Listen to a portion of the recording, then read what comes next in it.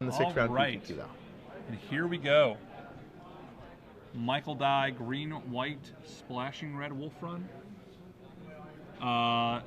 David Palmer, Junk Walkers. This should be a fun matchup here. Very good matchup. Both players just happy to be here, laughing, chatting with each other. Only one will get to hoist the trophy, though. Get his picture.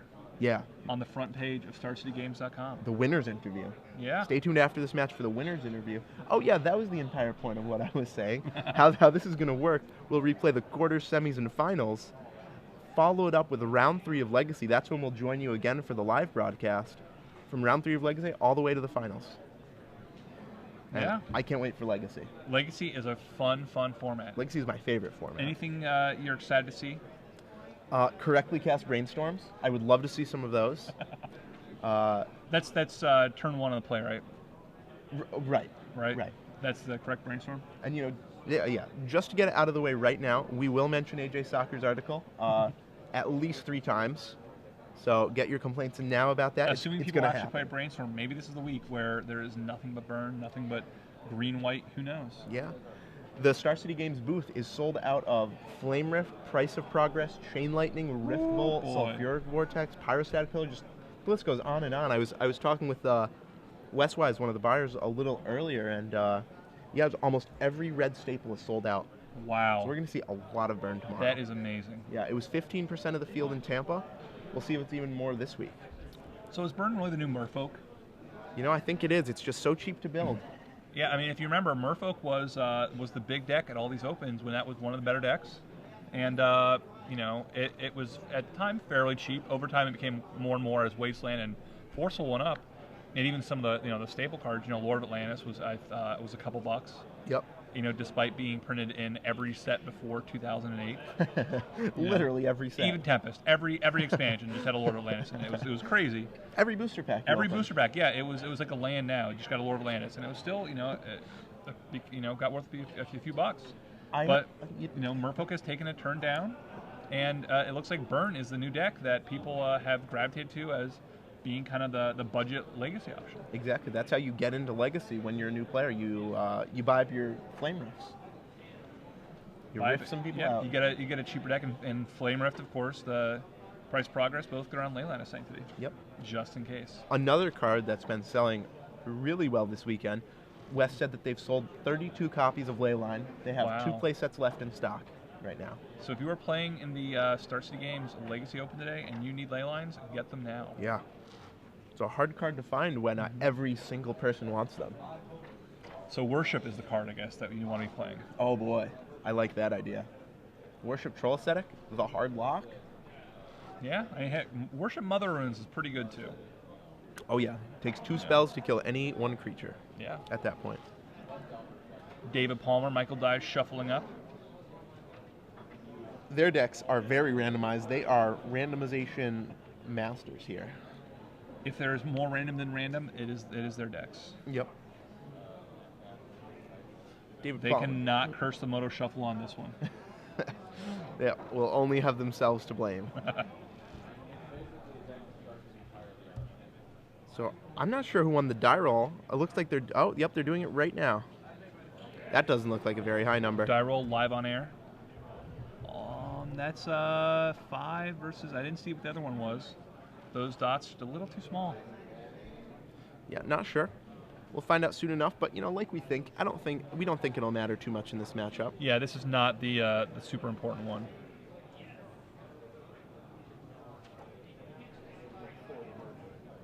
It was a hard 4, I suppose. Hard 4 versus a 5.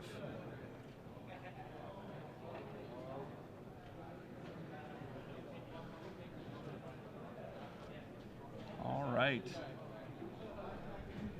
2 players chatting it up, having a friendly match. It looks like Michael Dye on the play. Keeping his hand. David, not so much, though. Nope, David Palmer needs a better 7 than that. I think he can come back from mulligan on this one. I don't think the match is going to end too quickly. No, I don't think so either. I think It's all about the long game here, and the longer the game goes, the less that mulligan matters. There's so many ways for David Palmer to recoup that card. Though I think that, again, because I think Michael Dye is slightly advantaged. I think this mulligan, it's relevant. I think it's very relevant. Michael Dye probably mulligans a little bit better in this matchup, just because of Primeval Titan. Yeah, definitely. Getting so many cards, you just get so many cards out of that when you recast it. Also, you have to consider, too, that Michael Dye's mana is a lot better than David Palmer's. That's true. It is much better. David Palmer has made his mana work, but that doesn't mean it works well all the time. His mana has worked for 12 rounds. Yeah, it has. Will it work for 13 rounds? David Palmer has yet to get a loss in this tournament. That's true. He was either X02 or X01 in this tournament. Wow. 1 draw or 2 draw, no losses. Let's see if this 6 is any better for him. Yep.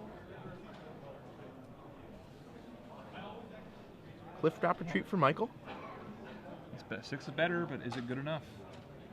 Another Evolving Wilds, which just immediately gets a land. Now, some people might wait on that, but I think David Palmer's strategy is just get it out now. It's not going to matter. Michael Dye is not going to change his decisions based on what he does, and just speeds the matchup. Right. I like David Palmer's style there. No nonsense. Yeah, he's been being honest. And if he wants to play in a Legacy Open, he wants to get as much time to finish his deck together. Land, fetch, crack. Take 2. And David Palmer, 2 lands to Michael Dye's 3. Looks like he has nothing else for this turn. No, Michael Dye, Rampant Growth on his turn, so on the play, with a Rampant Growth, he'll have 4 mana compared to David Palmer's 2. Players spend as much time shuffling as playing this game. Yep. Untaps with 4. Will this be another acceleration spell? Could be a Solemn, or it could be a Thrun. Well, I do see a Rampant Growth peeking out, so at the worst, it'll be Rampant Growth. We could be setting up for a turn 4 Titan.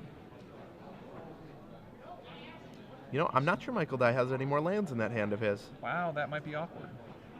Yeah, the Rampant Growth will get him to 4, but with his mana-hungry deck, including an Elesh Norn I see in his hand, he'll have to draw some more soon.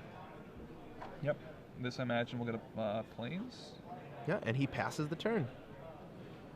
So David Palmer has to be feeling better about this now. Yep. Though still, it looks like he's without a turn 3 play. Right. The white, green, black does not cast Liliana of the Veil. No, not even close. Might be sitting on a Tezzret's Gambit to end of turn Gambit, draw some more cards. Might be sitting on Go for the Throat, Dismember. Is Gambit an instant or is it a sorcery? Oh, it is a sorcery, you're right. I always think that one's an instant. It'd be a really good instant. Yeah, it'd be a better inspiration. Michael Dye draws a 5th land. Acidic. Oh, this is humongous. The 1 Acidic Slime in his deck. Probably really good right here. Well, do you think the Forest or the Swamp? I think the Swamp.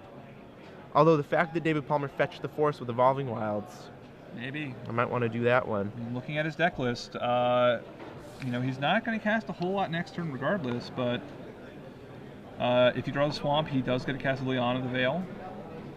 I think I would be more afraid of Liliana than Gideon or Elspeth. I think I might take off the Swamp here. Right. Well, I think the Plains is not even in question. I think it's the Forest is the other question. Is you take the Forest out, which stops really Beast Within, Garrick in a few turns. So yeah, I think they're right. The Swamp is the right play. Yeah, I think so. Isolated Chapel makes that decision look much better. I think we do see a Liliana in David Palmer's hand. It's like Sorin as well. Mm-hmm. Maybe another Garrick. 2 Sorins. Oh. Now, of course, Garrick fights, but he does not actually fight. He pseudo-fights, so the Acidic Slime will not kill him. Right. Death Touch does not affect Planeswalkers. Michael Dye gets in for 2 points, brings David Palmer to 18. And I saw he had a Solemn in his hand. Yep, there we go. Solemn gets yet another land. Jens Thoren. The sad robot. Into play for Michael Dye. Original Jens. I like that. I like the original Jens. That's classy. Sorin, Lord of Innistrad, making a token. The Lord of all Innistrad. That will, I imagine. Yeah, okay. I was wondering what went down to 2. I was like, ooh. Interesting. I didn't know Sorin had a -1. Yeah, how does that happen? So Soren makes a vampire. Both of these coming in at Soren, I imagine, and that vampire will block. Yep. The question is, does Michael Dye have a Primeval Titan to follow up? He would love one. Only 3 in the deck. That's true. That's true. One more land though, and he will be able to Green Sun Zenith for it. Yeah, that's really interesting deck construction. I think I would rather have 4 Titan, 3 Green Sun. Green Sun for 2 twice. Wow. Looks like we are Strangleroot Geisting all over the town. That's the plan here. Every day. Every day he's Geisting. So that's a really interesting use of Green Sun Zenith to get his 2 Strangleroot Geist into play. Yep, gives him a little bit of protection against Day of Judgment, though I imagine that David Palmer will block one of these Geists here. I think so. You know, and so that means only one, if he happens to have a day, only one will come back, but he'll draw a card off the off that robot, and you know, who knows? Maybe he has, maybe he draws a Titan with that, maybe he draws a Green Sun off that. Yeah. David Palmer up to 19. A few cards over. It appears like nothing was revealed. Michael Dye could have attacked David Palmer with one of his 2/2s, could have gotten in 2 points. And there comes the day. It is time. 1 Geist down, 1 Geist remains. Yep. Michael Dye draws a card. So if that was another Solemn. Yeah. Also sitting with an Elish Norn in his hand. And draws one of those Green Suns. Zenith. But still 1 short of Green Sunning for Titan and 1 short of casting Elish Norn. So it looks like more sad robots. More robots. The Geist will get in for 3 points of damage, dropping David Palmer to 16. And David Palmer, he can play a lot here. He can play Soren, make a token. He can. I don't think he has a. Let's see what else he has there. It looks like he's looking at Soren. Oh, that's Gideon a Gideon. Jura. That one's pretty good. That'll assassinate -2. that Strangleroot. Now, Michael Dye can just play Elish Norn here. Yeah, and he will. And take out that Gideon. Yeah, David Palmer can't really play around the 1 of Elish Norn. That's I think the only way in Michael Dye's deck to kill that on sight right here. Yeah, at this point, now that he's played both the Strangler Geists, that's it. Barring, Red Sun Zenith. Right, Red Sun and Karn, but those aren't really in David Palmer's mind right now, nor is Elish Norn. And here comes, boom, the baddie. The Norn. Takes, oh, no, not 2 on Gideon, 0. That is 4. Michael Dye needs another Day of Judgment right here. And it doesn't look like it. No, it's a Woodland Cemetery, it has a Soren. That might be a Liliana peeking out from his hand. I think it was a Garrick. Maybe a Garrick. And none of those does. It's so hard to tell. I just think Garrick and Soren look so much alike. Yeah, they do. If he can play 2 Planeswalkers in 1 turn. Okay, this is Tezret's Gambit. This is a Gambit. So David Palmer to 14 will draw 2. Draw a Swamp and a Go for the Throat. That's Go for the Throat. Very, very relevant here. Yeah, that's great right here. Goodbye, Elish Norn. Rip out the Norn's throat, and he'll pass it you. back. She did her job. She did her job. She performed like a champ. Yep. Michael Dye, though, still sitting with this Green Sun Zenith in hand. The oft-overlooked ability shuffled back into the library. His deck's just getting... Yeah, when you play Green Sun Zenith, you realize when you play it, you draw a lot of Green Sun Zeniths. Yeah, you do. Out comes a Titan. Ka-chunk, ka-chunk, ka-chunk. There he is. Once again, putting David Palmer in a situation where he needs a Wrath of God or a Go for the Throat. Right. And a way to kill the Ink Moth as well. Yep. Each turn, it's getting harder and harder for David Palmer to draw his way out of this. This, Primeval Titan advantage, it's really pressing on him. David Palmer's hand right now, Liliana, Soren, land. He's going to force him to sack that robot. He's going to draw a card. Yep. And Soren makes a token. I think David Palmer might just be dead to trample damage here. Does he have a Wolf Run? He does have a Wolf Run. Yeah, he might be. Well, so he's going to be at 13 virtually. 6, 7, 8, 9, 10, 11, 12, 13. Yeah, looks like it. Yeah, that Titan will have 17 power. The Vampire basically negates 2 of it. I think David Palmer's dead. We'll see if Michael Dye goes for it, though. He's counting. Again, the good kind of math. Yep, with the fingers. With the fingers. Finger math is good. It's the only real way to do it. I agree. If man was meant to do math in their head, then we would have born with calculators in our brains, not, fingers on our hands. So Michael Dye takes down game 1, 1-0. Michael Dye, he's one step closer to becoming our Standard Open champion. And I think, as we talked about, I felt that Michael Dye, especially game 1, had a big advantage. But his sideboard is not as good as David Palmer's in this matchup. No, it's going to get a lot closer for David Palmer after board, and I'm sure David Palmer knows that too. He knew that game 1 was pretty rough for him. Oh, and it looks like they get access to the deck list again. Yep. So they can see how their opponent's going to sideboard. Exactly. Life's Finale. Life's Finale definitely coming in. That's going to be Windmill Slam. Can you pull that card up real quickly? Yeah, Life's Finale. I think I remember what it does, but it's one of those cards where I know there were a bunch of Wrath of Gods in that limited format, and this was a good one. Oh yeah. But make sure it does what I think it does. I believe it. Destroy all creatures, then search target opponent's library for up to 3 creature cards and put them into his or her graveyard. Then the player shuffles his or her library. 6 mana sorcery. Yep. So we can get rid of the rest of the Titans. Or, if he plays it early enough and their Titan has not happened yet, because David Palmer only has 3 Titans. Yeah, exactly. All right. Mill them all. David Palmer, Michael Dye, no way to recover him.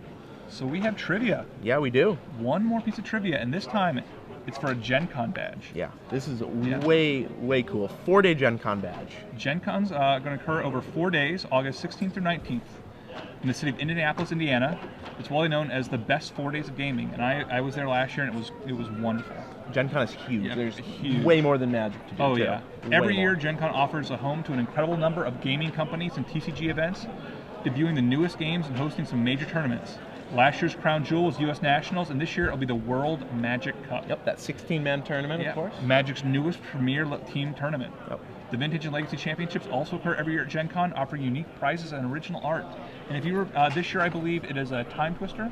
Time Twister. Yeah, we're going through the full Power 9, I believe. Yep, and I think this is actually a repeat of one card. But what's the remember the Legacy Challenge or Legacy Championship is? I don't. Something good. It was something good. It was on Daily MTG recently. But either anyway, what we're doing is we're going to give away this 4-day Gen Con badge to one lucky person who tweets at us and answers our trivia question with SCG Premium, right? Yep, you have to use the hashtag SCG Premium. If you don't, not eligible. You can tweet at me, you can tweet at Zach, but have to use SCG Premium. Or you can just tweet it, to yourself, to anybody. Exactly. Put that hashtag on there. Exactly. So trivia question. Let's see. I have one for us. All right, what do you got? So the Star City Invitationals, they're going to be 4 this year. 2 have been announced. The first 2 of the year have been announced with the cities, with the dates. What we want to know is, what are the 2 cities that the Star City Invitationals will be visiting? That is a good question. Yeah. One's on the East Coast, to give you a little hint. One's in the middle of the country. What are they? Make sure you have both of those. Make sure you use SCG Premium. We'll announce the winner of the 4-day Gen Con badge at the end of this match. Yeah, sounds great. Yeah, pretty cool. I've never been to Gen Con. Really? I actually went for my first time last year. I'm from Columbus, which is where Origins was, so I just went to Origins every year. But last year to Gen Con, and it was a great time. Yeah, it seems awesome. Just a huge weekend. 4 days as opposed to 2 is just gigantic. There's more Magic than you can handle. Yep. All hours of the night.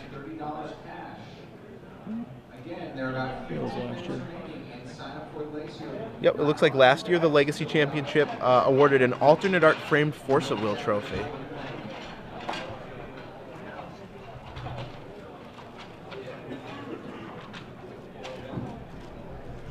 Players shuffling up. How do you think David Palmer is feeling going into game 2? He would have liked to win game 1, but I think he has to know that his sideboard really has game here. Yeah, I don't think he's down and out at all. I think he's pretty happy about his sideboard choices, especially this Life's Finale. That card is just so great against such an ramp. awesome card. Yeah, against any sort of ramp deck. If you resolve that one, you probably won't be losing. mill every single Primeval Titan. And if he kills a Primeval Titan with the spell itself, he gets to even remove a Wormcoil or an Elishnor, too. Yeah. Or you can get the Thrun out, Yep. another card that he might have problems dealing with. Leaving David with, or Michael with many, many, many less ways to win that game. Yeah, Green Sun Zenith, not that impressive when all it can get is Strangleroot, guys. He's still going to have that Ink Moth combo, but if he also brings in Curse, and he brings in those Ghost Quarters, David certainly has a lot of ways to fight what Michael's trying to do. Yeah, that's definitely true. He has the tools to beat Michael Dye. It's just the question of whether he can draw them in time. And yeah, after board, he gets to board out a lot of his less impressive cards. He gets to board out Dismember. He gets to board out Tragic Slip. He can board out Lingering Souls if we want to. I don't imagine we'll see him keep all 4 in. No, probably not. He probably needs some number, if just to put a little pressure on Michael Dye, but I expect to see 1, 2 at the absolute most, maybe even 0. It really depends what cards he thinks he needs in this matchup. If he thinks he needs Surgical, he'll be more likely to take out something like Lingering Souls. Mm-hmm. Yeah, I'm not a huge fan of Surgical here, but you never know. Yeah, I can see the logic of David Palmer. So if I kill a Titan, I'll be able to strip his Titans. But at the same time, he'll only have 2 Titans left. Right. Not even that many. And I think once a Titan is hit once, a lot of the damage is already done. Right. And I just think that, especially for David Palmer, he just can't afford to draw 2 Surgical Extractions. Oh, Brainstorm is the Legacy Challenge full art print. Wow. Yeah. That's really cool. That is really cool. Now, is that an alternate art, you think, or is that It is alternate art. Very nice. I'm trying to pull the art up right now. And those things are almost invaluable, because if there's only one of them, yeah, how can you really assign a value to that kind of thing? Right. Those have you seen those giant moxes and stuff? Oh yeah, those are awesome. They look great. So here the players have their opening 7. David Palmer on the play. He'll have to decide if he likes his hand. It looks like 2 lands, Liliana, Dismember, and yeah, he decides to keep. No lands that come into play untapped for him. Not yet. But there's a swamp. So 2 lands go for David Palmer. Michael Dye has no ramp.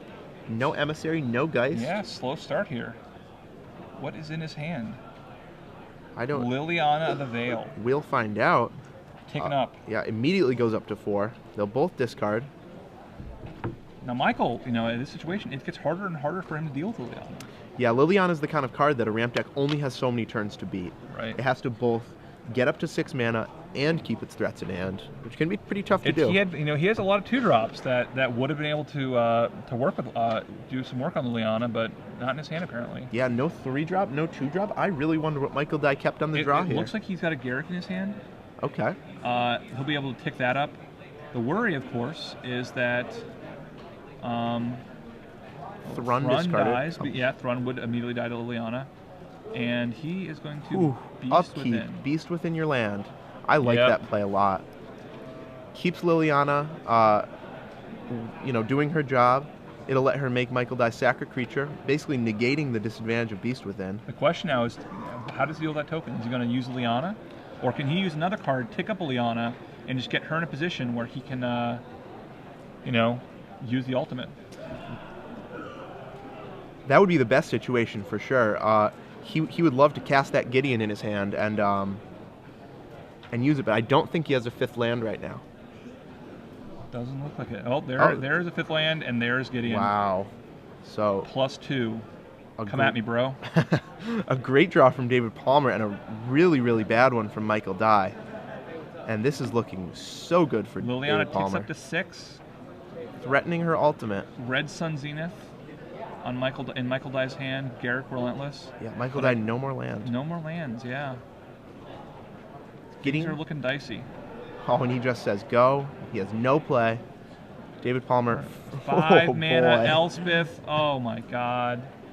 Gideon, 1 more. Yep. For the road. Tick it up. Liliana up to 7. Up. She will survive the ultimate. Elspeth makes 3 tokens. Gideon up to 7. Oh, no, Gideon attacking. Yes. He doesn't even need to tick it up to 7 here. No, he has all those tokens. Michael Dye needs a red source. That's not a red it. source. Red Ironically, source would a let him, Kessig Wolf run. at the very least, tick down at Liliana. But I think we're going to see an ultimate of Liliana this turn. Oh, yeah. And Wolf Token comes out from Garrick. But, you know, Liliana pre-combat, that's going to let Gideon just make... Oh, man, this is going to be very, very bad for Michael Dye. Yeah, he gets to make an amazing play here. The creatures are going to be in a different pile from the Garrick, so if Michael Dye chooses the Garrick, David Palmer will be able to attack it with Gideon. If he chooses the creatures, those won't do very much. Yeah, I mean, at the very least, no matter what happens, he gets to destroy 2 lands. Right. You know, I think you go 2 lands and creatures or 2 lands and Garrick. Yeah, I think it's 2 lands creatures v 2 lands Garrick. And he has to go with 2 lands creatures. Yeah. And let's see this Liliana ultimate. Oh man, another 5-mana spell. Curse of Death's Hold. Wow. Because why not? And Liliana just keeps ticking up. Wow. David Palmer thinks he doesn't need to use it yet. And you know, I can't really disagree with him. He's in such a great position that he doesn't have to ultimate when he has the chance. It's quite true. He could tick up Gideon here and destroy those creatures and then make the Liliana split even better. Yeah, no, just decides to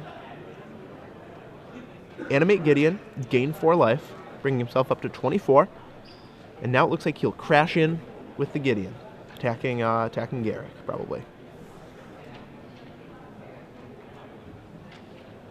Yeah, you know, I think I might have just Liliana'd right there. I think so too. I mean, you just knock him completely out of the game if he only has 2 lands. Right. Liliana stays alive, unable to be killed by those tokens. And there's just no good split on his end. Right. Tokens come in. Wow. So. Wow. David Palmer playing very aggressively this game. Incredibly aggressively. He knows that if those tokens don't block and rather counterattack the Planeswalkers, he'll just have lethal on board. So it looks like Gideon attacked Michael, the 3 tokens attacked Garrick. 1 token got blocked, dropping Garrick to 1 counter. Now this beast probably needs to come in and hit Liliana. Yeah, has to knock it down to 6. Then maybe you either give it Death Touch or you sack it. Now Death Touch notably is not going to kill Gideon Jura on an attack because all damage done to him is prevented. It seems like it should though, doesn't it? It seems like it should, but that little detail. I'm not sure if Gideon Jura really needed that extra line of text. No, probably not. Probably would have made him a little more fair. Yep.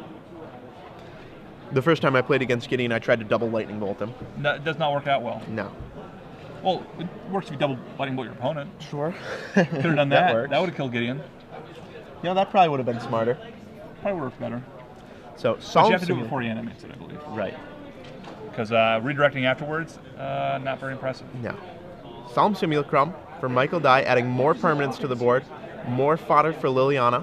Yep. He is trying. He's trying to keep it up. Liliana down to 6 counters. Beast deals at 2. Yep. You know, Michael Dye at this point, he just hopes he gets 1 more turn and the ability to resolve a Primeval Titan. Right. Hopes David Palmer does not ultimate that Liliana next turn. Yep. He actually probably hoped he didn't ultimate it last turn. I bet he did too.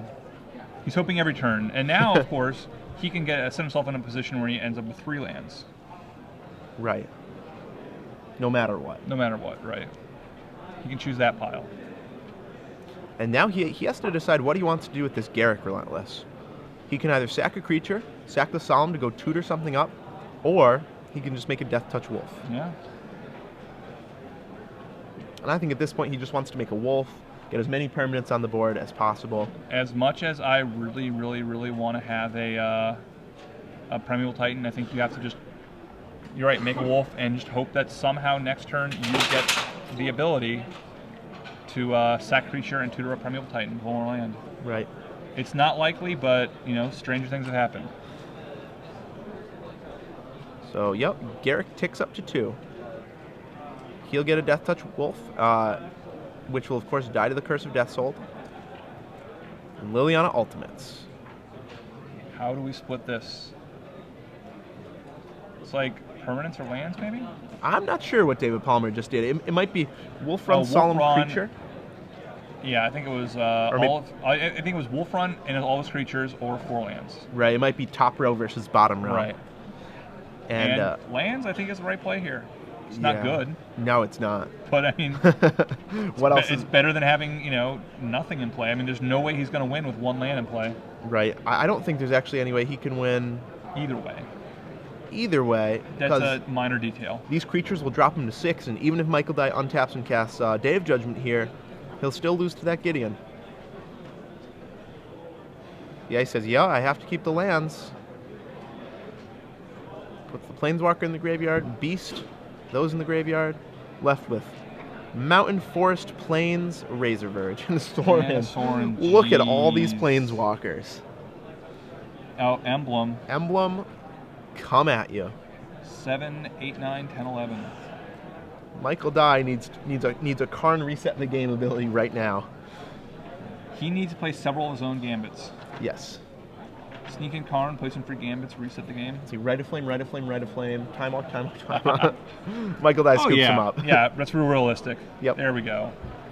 Game 3. Yeah, game 3 of the finals. This is the last game of our standard open.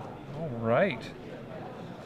David Palmer takes that down in convincing fashion. I think he taught Michael Dye a lesson or two about mulliganing there.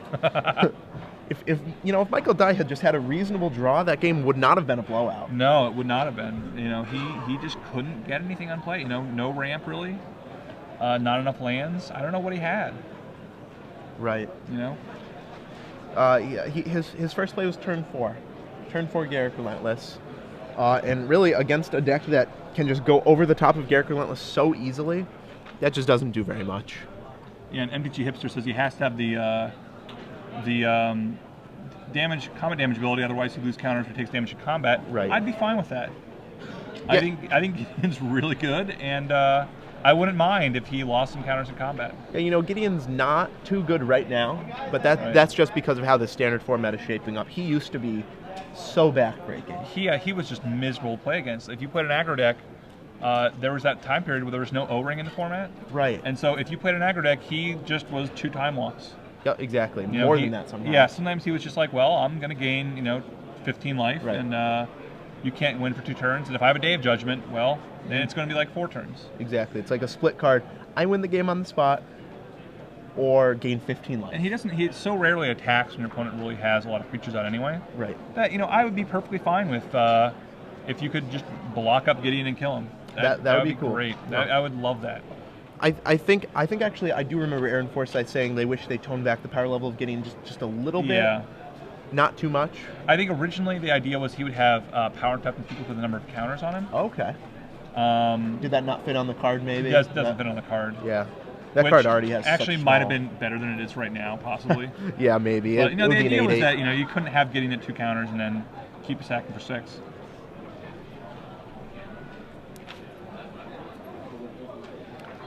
All right, and they're shuffling. Michael Dye probably, really considering what happened last game. Thought about what the hand he kept, should have mulliganed. Knows a little bit more about how David Palmer's deck plays out. Mm-hmm. Because again, if a deck like his, you read it out in the deck list, and it's not necessarily the same thing as actually seeing it play out. Right. The deck looks like molasses. It looks so slow, but really these planeswalkers just build upon each other. Once you get 2, 3 planeswalkers in play, it's so hard for an opponent to come back to attack all of them effectively. Sean Piccone says on Twitter, Gideon is amazing right now. He's okay. I wouldn't call him amazing. Yeah, there are just some problem cards from the fact that O-Ring is back. O-Ring really does hurt Gideon quite a bit. He's one of the few planeswalkers that when you play it and do his plus and then pass, he doesn't really actually gain you anything. Right. The opponent actually has to attack before it gains anything. And on the attack, the fact that Vapor Snag is so big. Exactly. Vapor Snag is really tough for him. Right. Is actually a really relevant card. So Michael Dye, again with no 2-drop, kept his 7, but nothing on 2. No Emissary, no Geist. Yeah, I don't know about that. I think you almost need to have something. Right.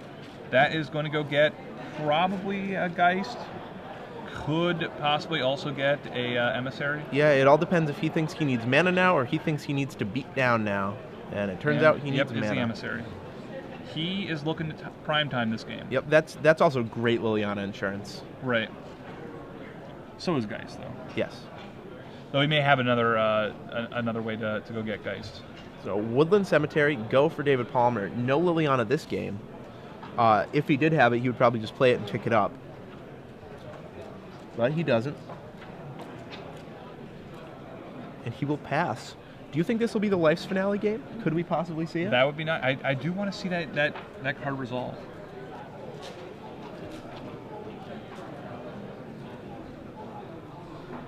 Plains for Michael Dye, up to 4 mana. Oh. Solemn Simulacrum gets up to 5 lands. Yep, he's ramping. And swings for 2. He probably has just enough pressure that he doesn't have to play a whole lot more, and ball is totally in David Palmer's court. Now, David Palmer does have a Sorin and a Garruk. Yeah, he has either Planeswalker available to him. And the problem is neither one of those creatures is especially fun to kill. No, not really. You know, he can make a token here. Yep, I think that's what we'll see him do. Wolf will come out. That will block something, but Michael Dye, up to 6 mana, getting into the danger zone. Yeah, he is. And what's really nice about that Wolf token is the fact that Garruk is still on 3. So if Michael Dye attacks it with both his creatures, it'll go to 1. It'll flip over. It'll be able to use the Death Touch Wolf ability. And that'll be very good for him. That will be very good. Garruk Veil Curse -1. Not very good in David Palmer's deck. Not so impressive. And it looks like Michael Dye might have a Gideon in his hand. Wow. The one of Gideon Jura. That would be really good right now. Survives Wrath of God. Forces,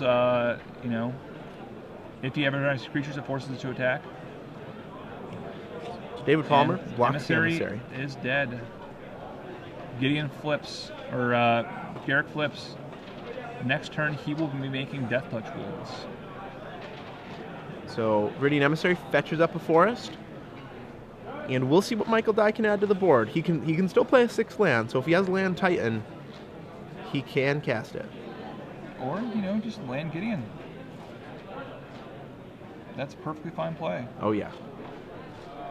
And it looks like that's what it is. Yep. Land Gideon. Gideon goes up to 8.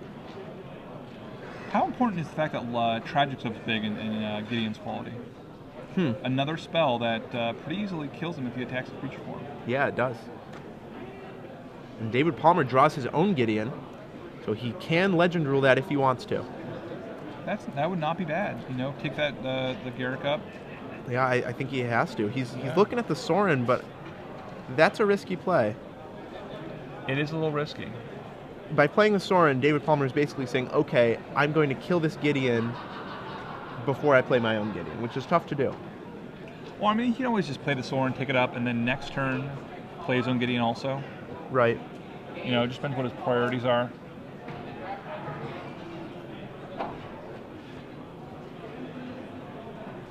And that's what it looks like he's going to do. Yeah, Sorin, make a vampire. More tokens. He is just mono blocks. The token master.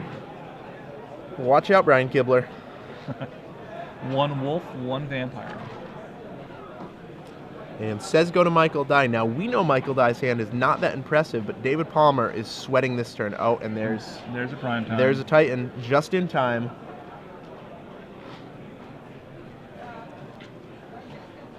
And we'll see how Michael Dye plays this Gideon here. Yep, he has to think, do I attack with the Primeval Titan, or do I not?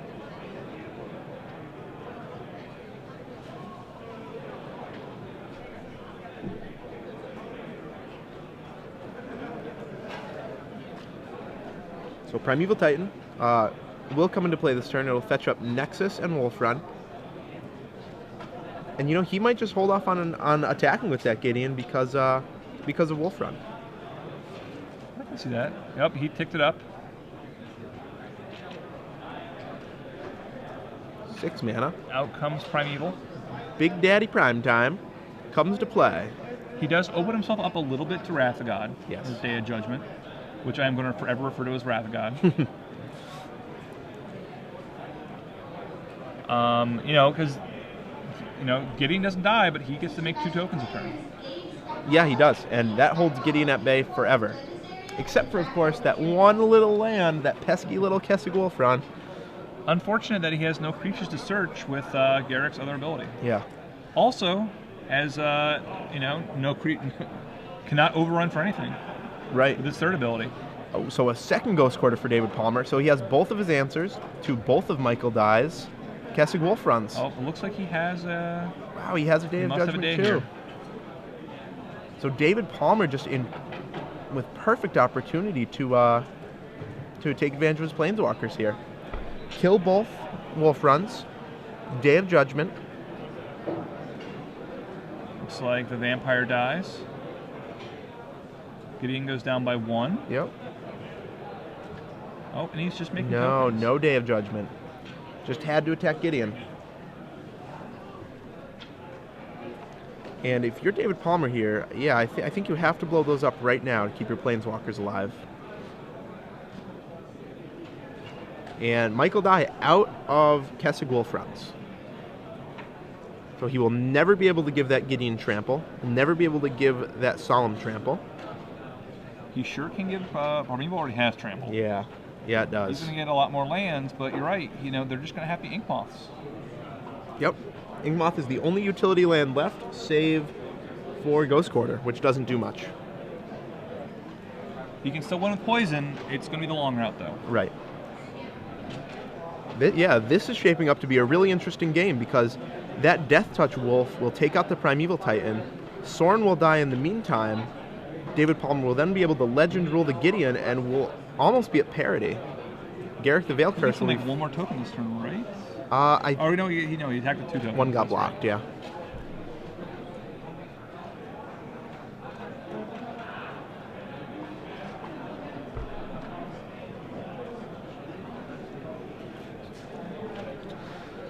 So Michael Dye, all the mana in the world, has to decide how best to use it. Yeah, he just doesn't have a hold to use it on. No.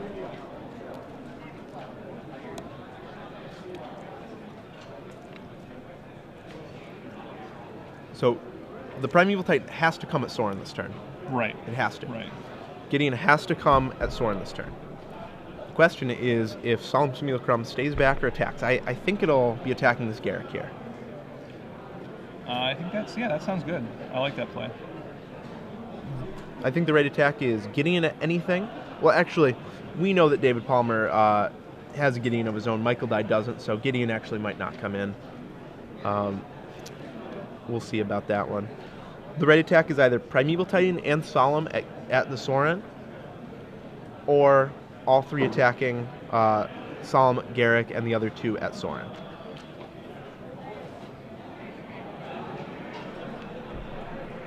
Although I see Michael Dye holding a Mirren Watermark card. Not sure what that one is. Probably a Green Sun Zenith. It says Michael has Wrath in his hand. Huh. I didn't see that one in his hand.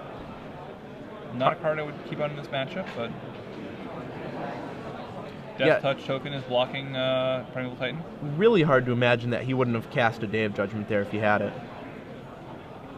No, not David. Michael has. Oh, Michael does. I see. Yeah, that card seems very bad in this matchup. So Sorin goes down, takes the Primeval Titan with it though. And I believe Michael can just, if he wants, cast the Green Sun Zenith, get yet another Primeval Titan. Wow. He's thinking about that. Maybe he has 2. That foil card definitely has a thick watermark, but I can't tell if it's Green Sun Zenith or not. I imagine that it is. Yeah, I'm not sure what other cards in Michael Dye's deck have that watermark. Green Sun Zenith is a Phyrexian watermark. It is Phyrexian watermark. So I think that is what that is. No, I have no idea what that is. But we will find out. Soon enough. Green Sun X equals 6. So David Palmer would love to draw I guess it could be a Viridian Emissary that has the watermark. Oh, I think that's probably it's what weird. it is. Yeah, it's weird because you can see it's a very clear watermark and a very dark green card. Right. But that's it. Primeval Titan will fetch up the other 2 Ink Moths, and David Palmer is running out of time. Oh, Ink Moth Ghost Quarter, it looks like. Yep, he only plays 3 Ink Moths. Oh, I see. Obviously, if David could have 1 card here, it'd be Curse. Yep. Would love a Curse. Curse would be good. But he is Legend Ruling Gideon. Yep. That's one more step in what David Palmer needs to do to win this game. He has to go through a lot of steps here. He has to play a Curse at some point. He has to kill that Primeval Titan at some point. But I mean, this is an attrition matchup, and Michael Dye is getting lower and lower on threats. Right. He's through one of his Primeval Titans already. The Death Touch Wolf will take care of another one. And this is his second Primeval Titan. Second of 3. Yeah. Right. So he's getting low. And if David can resolve a Curse at some point, that'll take care of all 3 Ink Moth Nexus.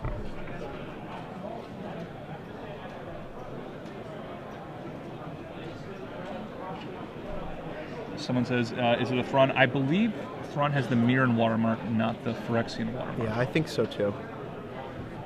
And he does definitely have a full art foil day. There's something we said, though, for Michael Dye. He has thinned so many lands out of his deck that he will be drawing a far greater threat density than he David might Palmer. be able to red Zenith him out. Eventually. If it comes to that. Yeah. Now, if he draws an Elesh Norn, if he has an Elesh Norn at any point right here, things are going to get real rough. But it looks like he's just coming in with some Nexi. Those will come in. Looks like the Titan will, too. 1 Nexus. Okay, there we go. 2 Nexus, 3 Nexus. 3 Nexus.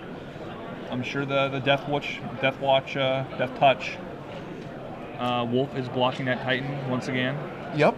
David Palmer will take 5 trample damage and 3 poison this turn. Primeval Titan will fetch up some non-utility lands, just some mana producers. Make sure Michael Dye does not draw those Razor Verge Thickets or Copperline Gorges. And Garrick down. So it looks like Michael Dye did attack the Garrick rather than David Palmer's life total directly.